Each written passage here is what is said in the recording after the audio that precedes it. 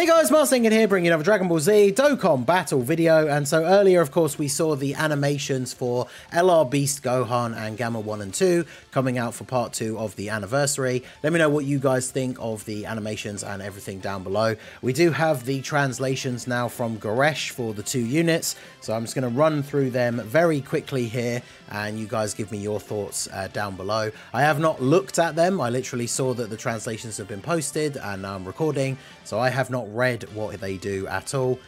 So yeah, gonna read them out for you guys and give my genuine first impressions on what these units are looking like. So we have Beast Gohan first of all. He is Super STR.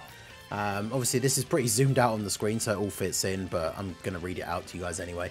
So Beast Gohan, Super STR, Leader Skills, Superheroes, Bond of Master and Disciple or Miraculous Awakening, 3 key 170, additional 30% for Entrusted Will and Movie Heroes. So it seems like a pretty good leader skill. Definitely going to be able to make some pretty nutty teams out of his combination of leader skills. He has the entrance animation, which we'll get into the details, and then of course his super attack.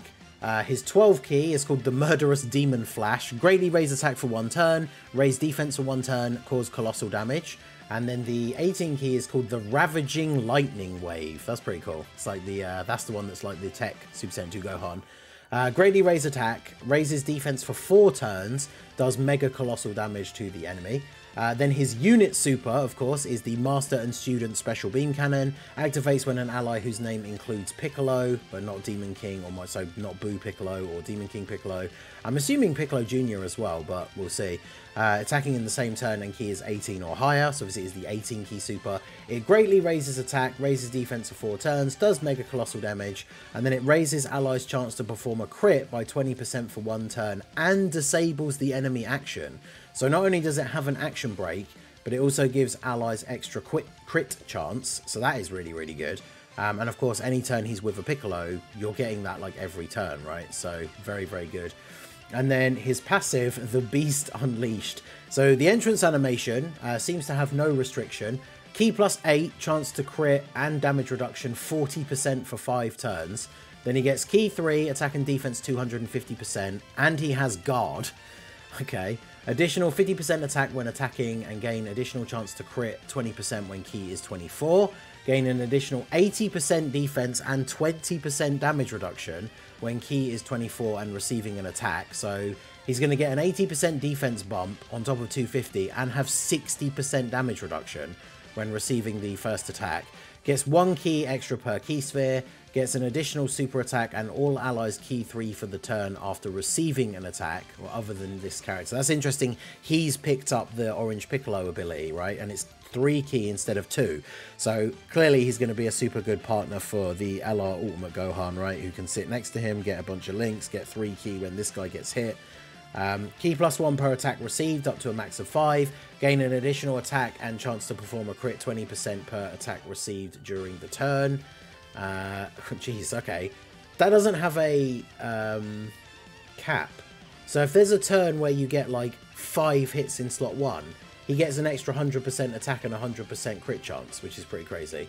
He gets an additional chance to crit and damage reduction of 20%, and all allies key 2 starting from the turn in which he's received the 5th attack, or performed his 5th attack, or received the 8th attack. Okay, that's crazy. Because if you can do that early on, that is a ridiculous amount of damage reduction that he's going to have overall. Like on his best turn, once he's performed 5 attacks or receives 8 attacks, if it's within the first 5 turns, and he's getting that hit at the start of the turn buff as well, he has 80% damage reduction and guard, which is insane. And then his active skill, able to be activated starting from the turn after he receives an attack once only. So you can just use it, as long as he gets hit on turn 1, you can use it on turn 3. 24 key, 158% defense, redirects all enemy attacks. Okay, he's actually cracked. You get hit on turn 1, you use his active skill on turn 3, so all the attacks on turn 3 hit him, which means he's going to receive, like, as long as there's 8 attacks in that turn, which there usually is, bearing in mind he's probably been hit more than once on the first turn, you're then going to have that part of his passive where he's giving all allies 2 key and 20% damage reduction and crit chance for himself, because he's going to get hit 8 times. in that second turn. So then when he appears again on turn 5, he's basically got his full passive active, and the intro is still active on that final turn as well. So that is actually ridiculous. His links are all in the family: Saiyan Warrior Race, Infighter, Shocking Speed, Prepared for Battle, Fierce Battle, Legendary Power. I don't remember off the top of my head, but isn't that like exactly LR Ultimate Gohan's link set, apart from Prepared for Battle? So the fact that he actually has Prepared for Battle and Shocking Speed, hands down, great, much better link set. No Super Saiyan, not surprised. So yeah, looking at his categories, he's not on Power Beyond Super Saiyan. I didn't think he would be. He's on Hybrids, Full Power, Transformation Boost, Movie Heroes, Goku Family, Siblings Bond, Bond of Master and Disciple, Exploding Rage, Connected Hope, Miraculous Awakening, Battle of Fate, Bond of Parent and Child, Earthbred Fighters, and Superheroes. So yeah, he seems absolutely ridiculous. His unit super being an action break every turn as well is pretty crazy. Buffing allies crit chance when he's a super good slot 1 unit. Yeah, he just seems absolutely ridiculous. He, just from first reading this and imagining what he's going to look like, getting hit, using that active skill on the second turn, he's probably the best unit in the game. Like, just hands down, he's probably the best unit in the game, right? So, that's pretty crazy. So we've got the Gammas one next. Now in Garesh's post it says, for the post standby form, he only included what was different because their passive is super long. So we have Gamma 1 and 2, they are super int. They have a Superheroes 200% leader skill. Their 12 key super, raise attack and defense for 1 turn, colossal damage. The 18 key, greatly raise attack and defense for 1 turn and mega colossal. Pretty straightforward super attack effects, but obviously very, very good. The passive is Power of Superheroes. Key +3, attack and defense 125. Additional 3 key and attack and defense 125 when HP is 30% or higher. Superheroes, joined forces and defender of justice allies. 3 key, attack and defense 50%. I'm assuming those don't stack, right? Because otherwise we're looking at like 150% for anyone that's in all 3 of those. Because remember, like the Gammas themselves, the solo ones, are in Superheroes and Defenders of Justice. So that would be 100% support to them. So I'm assuming that doesn't stack. Chance to perform a crit 30% and performs an additional super up to twice per turn per int key sphere obtained. So you pick up, what, 2 int orbs and they get 2 chances to do an additional super. That's pretty crazy. Chance to perform a crit 12% and perform an additional attack that has a great chance to become a super up to twice per turn per AGL or STR key sphere obtained. And then chance... additional attack and defense 50%, reduced damage received by 30% starting from the turn the character performs their 3rd attack.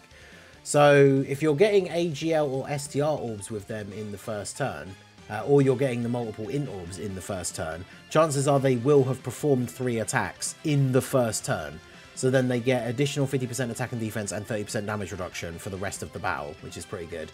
And then their standby, where they switch it into Gamma 2, Gamma 1 defending while Gamma 2 charges up the Core Breaker, can be used when HP is 70% or less, or after this character has attacked 3 or more times.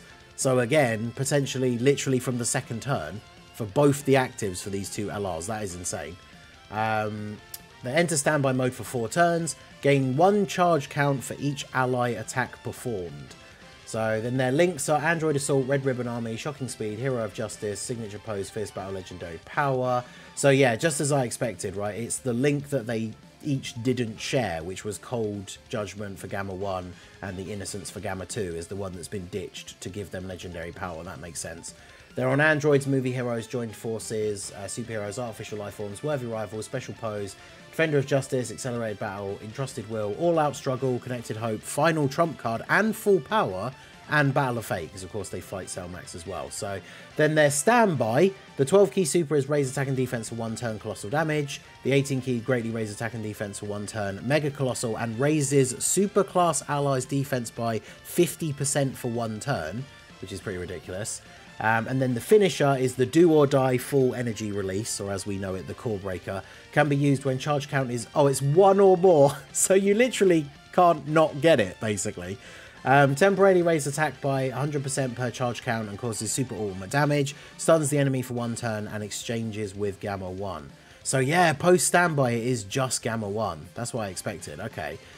So you only need to get 1 charge counter, but for every charge counter you get, it does an extra 100% attack.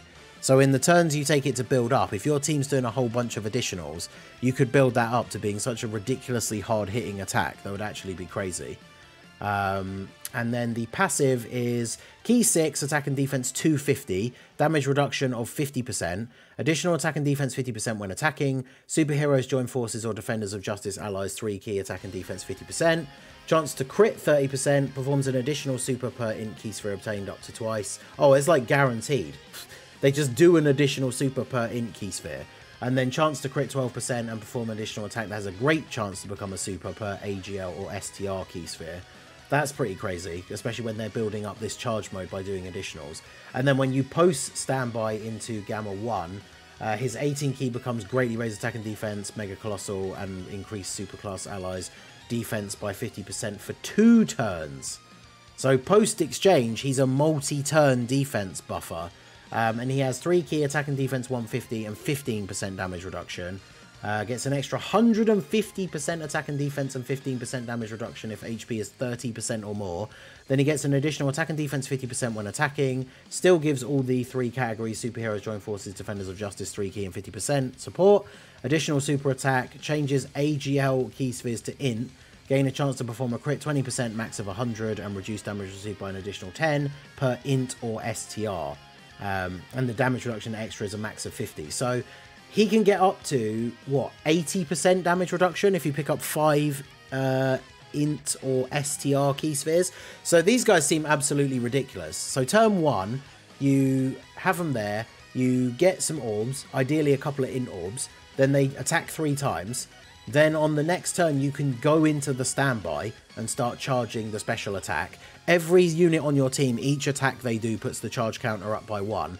And while you're charging it, that unit can sit there with 250%, 50% damage reduction, giving everybody else 50% support, building up crit chance, doing additional supers. Then you fire off the actual finish attack, which can build up to do a crazy amount of damage. And then Gamma 1 himself afterwards has a ton of damage reduction, as well as supporting all allies with his super attack effect for 2 turns. So yeah, they seem pretty insane. I could imagine seeing them in game that the Gammas could maybe be the second best unit in the game.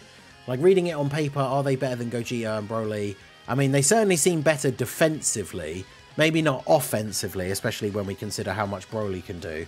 But Beast Gohan genuinely seems like he could be the best unit in the game, just hands down. All that damage reduction, guard, the fact that he's doing such high attack numbers, like, he could be absolutely insane.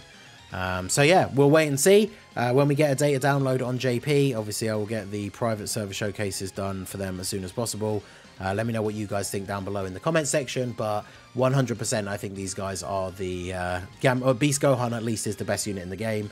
The LR Gammas are probably at least top 5 easily, right? So let me know all your thoughts down below in the comment section. So that is going to be it for the video, guys. This has been the Master Ningen. Smash that like button, subscribe to the channel if you are new. Check out the links down below for the Discord and the merch store, and I will see you all again soon.